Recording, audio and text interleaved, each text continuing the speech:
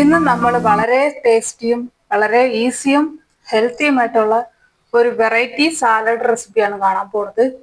എല്ലാവർക്കും ഈസി ആയിട്ട് ഉണ്ടാക്കാൻ പറ്റുന്നതും നല്ല ക്രീമി ആയിട്ടുള്ള നല്ല ടേസ്റ്റി ആയിട്ടുള്ള പൊട്ടറ്റോ സാലഡാണ് നമ്മൾ ഇന്ന് ഉണ്ടാക്കാൻ പോകുന്നത്.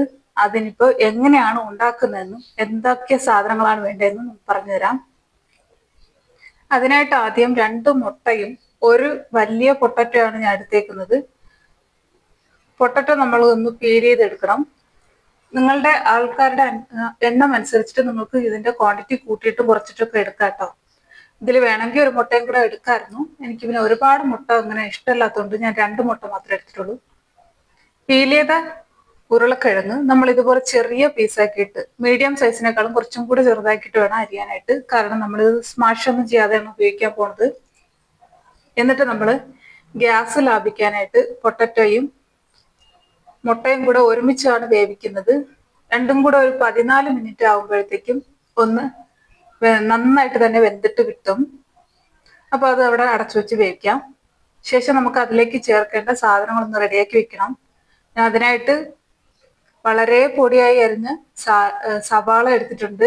ഒരു പകുതി സവാളയാണ് എടുത്തിരിക്കുന്നത്. അതുപോലെ മല്ലിയില, അതുപോലെ തന്നെ ഒരു തക്കാളി. ഇതെല്ലാം വളരെ പൊടിയായിട്ട് അരിഞ്ഞിട്ട് ഒന്ന് തയ്യാറാക്കി വെക്കണം. പിന്നെ വേവിച്ചെടുത്ത് പൊട്ടറ്റോ എടുത്ത് വെച്ചിട്ടുണ്ട്. ഇനിയിപ്പോ നമുക്ക് അതിനായിട്ടൊരു ക്രീം ഒന്ന് തയ്യാറാക്കാനുണ്ട്. അതിനായിട്ട് നമ്മൾ വേവിച്ചില്ലേ 2 മുട്ട വേവിച്ചതിൽ നിന്ന് ഒരു മുട്ട എടുത്തിട്ട് ഒരു മിക്സിയുടെ ജാറിലേക്ക് ഇട്ട് കൊടുക്കാം. അതിനുശേഷം നമ്മൾ അതിലേക്ക് 1/2 ടീസ്പൂൺ പഞ്ചസാരയാണ് ചേർക്കുന്നത് കേട്ടോ. ഒരു 1/2 ടീസ്പൂൺ പഞ്ചസാര. പിന്നെ നമ്മളിതൊരു ട്രഡീഷണൽ അല്ലാത്ത രീതിയിലുള്ള ഒരു മയോണസ് ആണ് തയ്യാറാക്കി എടുക്കുന്നത്. ഒരു ക്രീമി മയോണസ്, അതിന് വേണ്ടിയിട്ടാണ് കേട്ടോ. അപ്പോൾ 1/2 ടീസ്പൂൺ പഞ്ചസാര, ഒരു പിഞ്ച് ഉപ്പ്, 1/2 ടീസ്പൂൺ കുരുമുളക് പൊടി, 1/2 ടീസ്പൂണിലും കുറച്ചും കൂടി അതിൻ്റെ കാശ്മീരി ചില്ലി പൗഡർ കേട്ടോ. അത് വേണമെങ്കിൽ ചേർത്ത് കൊടുക്കാം. അതൊരു കളറിന് വേണ്ടിയിട്ടാണ് നമ്മൾ ചേർക്കുന്നത്. എരിവിന് വേണ്ടിയിട്ട് നമ്മൾ കുരുമുളക് പൊടി ചേർക്കുന്നുണ്ട്. പിന്നെ നമ്മൾ സൺഫ്ലവർ ഓയിൽ വേണമെങ്കിൽ ചേർത്ത് കൊടുക്കാം. ഒരു 2 ടേബിൾ സ്പൂൺ, ഞാൻ അവിടെ വച്ചിരിക്കുന്ന ടേബിൾ സ്പൂൺ ഇല്ലേ, അതിന്റെ 2 ടേബിൾ സ്പൂൺ സൺഫ്ലവർ ഓയിൽ വേണമെങ്കിൽ ചേർത്ത് കൊടുക്കാം. അത് ഒലിവ് ഓയിൽ വേണമെങ്കിലും ചേർത്ത് കൊടുക്കാം കേട്ടോ. അപ്പൊ ഞാൻ ഒലിവ് ഓയിലാണ് ചേർത്തിട്ടുള്ളത്, 2 ടീസ്പൂൺ. അതിലേക്ക് 1 ടീസ്പൂൺ വിനാഗിരി കൂടെ ചേർത്തിട്ട് അതൊന്ന് നന്നായിട്ട് പേസ്റ്റ് ആയിട്ട് അരച്ചെടുക്കണം. ഇനിയിപ്പോ നമ്മളത് തയ്യാറാക്കി എടുക്കാനാണ് പോകുന്നത്. എന്നത്തെയും പോലെ എപ്പോഴും തയ്യാറാക്കുന്ന പോലെ തന്നെ ഒരു ബൗൾ എടുത്ത് വെച്ചിട്ടുണ്ട്. അതിലേക്ക് ഇനിയിപ്പോ ഇതുപോലെ നല്ല പോലെ പേസ്റ്റ് ആയിട്ട് അരഞ്ഞു കിട്ടണം കേട്ടോ.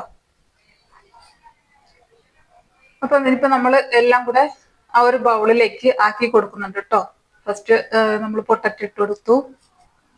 ശേഷം ബാക്കി ഉണ്ടായിരുന്ന ഒരു മുട്ട നന്നിട്ട് അരിഞ്ഞെടുത്തിട്ടുണ്ട്. ഈ ഒരു ഇതിൽ അരിഞ്ഞെടുത്തിട്ടുണ്ട്. അതും കൂടെ ഇട്ട് കൊടുക്കുന്നുണ്ട് കേട്ടോ.